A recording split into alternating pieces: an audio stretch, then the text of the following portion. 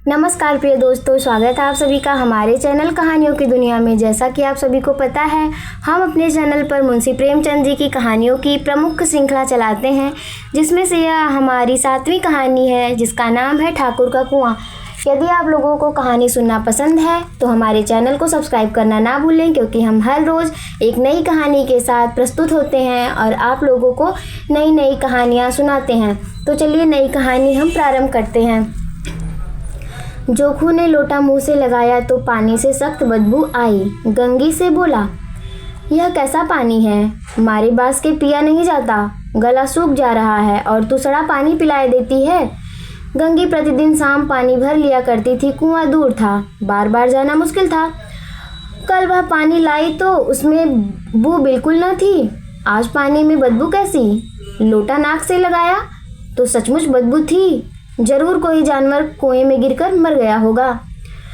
मगर दूसरा पानी लाए भी तो कहाँ से? ठाकुर के कुएं पर कौन चढ़ने देगा? दूर से लोग डांट बताएंगे।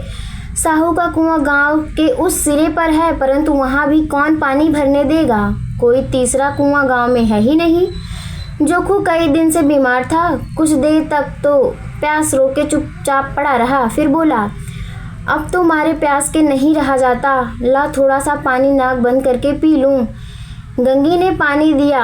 शराब पानी से बीमारी बढ़ जाएगी, इतना जानती थी, परंतु यह न जानती थी कि पानी को उबाल देने से उसकी खराबी जाती रहती है।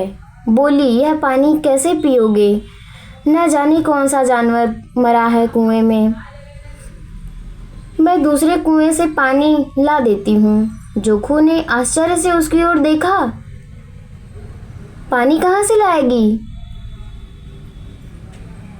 ठाकुर और साहू के 2 कुएं हैं, तो क्या एक लोटा पानी न भरने देंगे? हाथ पांव तुड़वाएगी और कुछ न होगा। बैठ चुपचाप से, ब्रह्म देवता आशीर्वाद देंगे। ठाकुर लाठी मारेगा, साहू जी 1 के 5 लेंगे। गरीबों का दर्द कौन समझता है? हम तो मर भी जाते हैं तो कोई द्वार पर झांकने नहीं आता। कंधा देना तो बड़ी बात है। ऐसे लोग कुएं से पानी भरने देंगे? इन शब्द में कड़वा सत्य था। गंगी क्या जवाब देती, किंतु उसने वह बदबूदार पानी पीने को न दिया। रात के 9 बजे थे। थके मांदे मजदूर तो सो चुके थे।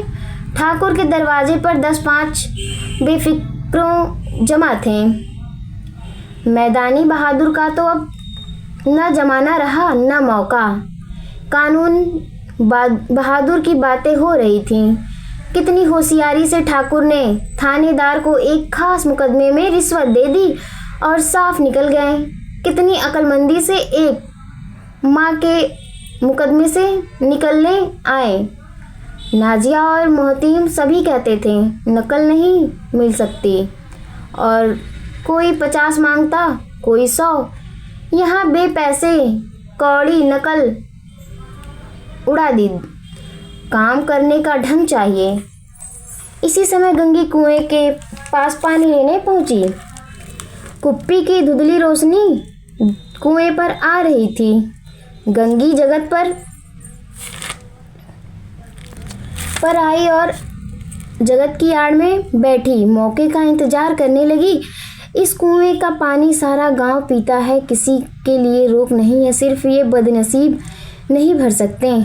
गंगी का विद्रोह दिल रिवाजों, पाबंदियों और मजबूरियों पर चोट करने लगा। हम क्यों नीच हैं और ये लोग क्यों ऊंच हैं? इसलिए कि ये लोग गले में तागा डाल लेते हैं। यहाँ तो जितने हैं एक से एक छठे हैं। चोरी ये करें, जाल फरेब ये करें, झूठ मुकदमे ये करें, और अभी इस ठाकुर ने तो उस दिन बेचारी गडेरिए की भेड़ चुरा ली थी और बाद में मारकर खा गया। इन पंडितों के घर में तो 12 मास जुआ होता है। यही साहू जी तो घी में तेल मिलाकर बेचते हैं, काम करा लेते हैं। मजदूरी देते नानी मरती हैं। किस किस की बात से हम ऊँचे हैं। हम गली गली चिल्लाते हैं नहीं कि हम ऊँचे हैं, हम ऊँचे हैं।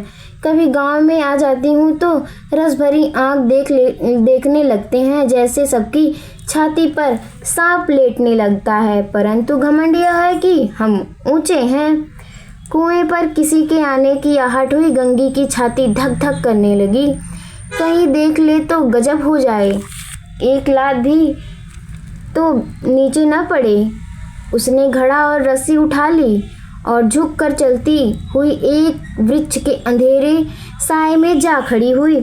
कब इन लोगों को दया आती है किसी पर। बेचारे महंगू को इतना मारा कि महीनों लहू थूकता रहा, इसीलिए तो कि उसने बेगार न दी थी। इस पर ये लोग ऊंच बनते हैं। कुएं पर स्त्री पानी भरने आई थी। इनमें बात हो रही थी। खाना खाने चले गए। हुक्म हुआ कि ताज़ा पानी भर लाओ। घड़े के लिए पैसे नहीं हैं। हम लोगों को आराम से बैठकर देखकर जैसे मर्दों को जलन होती है। हाँ, यह तो न हुआ कि कलसियाँ उठकर भर लाते हैं। बस हुक्म चला दिए कि ताज़ा पानी भर लाओ, जैसे हम लौंडिया ही तो हैं। मत लजाओ दीदी, छिन भर आराम करने को जो तरस रहा है।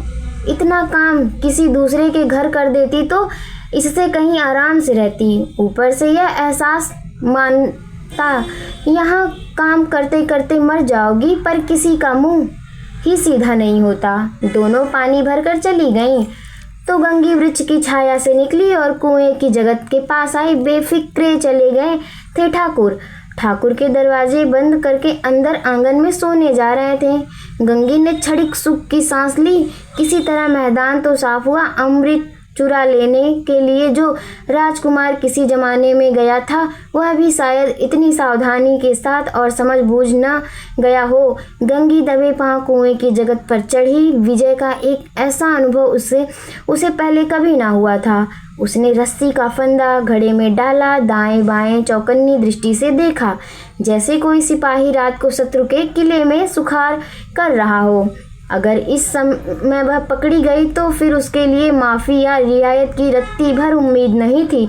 अंत में देवताओं को याद करके उसने कलेजा मजबूत किया और घड़ा कुएं में डाल दिया। घड़े में पानी में गोता लगाया, बहुत ही आहिस्ता, जरा भी आवाज़ ना हुई। गंगी ने 2-4 हाथ चलाए, जल्दी जल्दी मारे। घड़ा कुएं में मुंह तक आ पहुंचा। कोई बड़ा सहजोर पहलवान इतनी तेज से न खींचता था। गंगी झुकी कि घड़े को पकड़कर जगत पर रखें। एकाएक ठाकुर साहब का दरवाज़ा खुल गया। शेर का मुंह इससे अधिक भयावह ना होगा। गंगी के हाथ में से रस्सी छूट गई। रस्सी के साथ घड़ा धड़ाम से पानी में गिरा और कई क्षण तक पानी में हिलकोरे की आवाज़ सुनाई देती रही। ठाकुर कौन है, कौन है पुकारते हुए कुएं की तरफ आ रहे थे और गंगी जगत से कूद कर जा भागी। घर पहुंचकर देखा कि जोखू लोटा मुंह से लगाए वही गंदा मैला पानी पी रहा है। तो दोस्तों, यह रही आज की हमारी कहानी ठाकुर का कुआं। आप लोगों को कैसी लगी ये कहानी कमेंट में बताना ना भूलें। अगर आप लोगों को ऐसी कहानियाँ और पसंद आती हैं तो मुझे कमेंट में ज़रूर बताएं अगली कहानी मैं कौन सी लेके आऊँ। और साथ ही साथ चैनल को सब्सक्राइब ज़रूर कर लें ताकि मैं आप लोगों तक ऐसी कहानियाँ पहुँचाती रहूँ। धन्यवाद।